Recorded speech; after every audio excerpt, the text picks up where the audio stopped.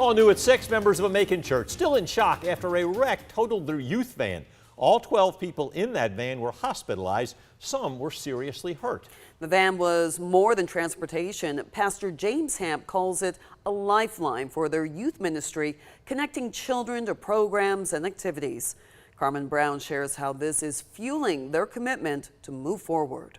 For a dozen members of Servants Temple Full Gospel Mission for All Nations, January 13th started with a routine drop-off at school, but it turned into a nightmare. It was a difficult day, most difficult day in my life besides losing my mom and my dad. The Bibb County Sheriff's Office says the church van was making a left turn onto Rocky Creek Road when it collided with the car. Pastor James Hamp says the crash sent one student flying through a window and airbags failed to deploy.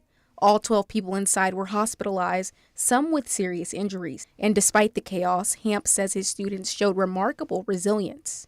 I go check on them, and they're asking me about how's so-and-so doing, how's Chase, how's, Kaya, how's this one doing, and they weren't worried about themselves, they're worried about somebody else. And that is so important to me. That van, now totaled. Dee Miriam, who works closely with the youth ministry, says the van was crucial for them. They used it to carry students to and from church activities, like Youth Friday nights, where a meal is provided. A lot of them come from single-parent households.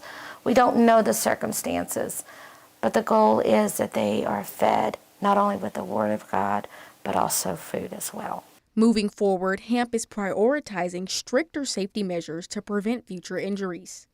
The injuries could have been less by having seatbelts on, and it seemed like none of them did. They had seatbelts on, so except for the driver, I guess, in the front seat.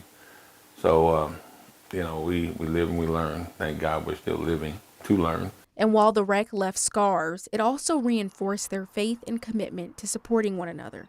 In Macon, Carmen Brown, 13 WMAZ News. Pastor Hamp says his church also hopes to launch a mobile tutoring lab to support current students and adults trying to obtain their GED.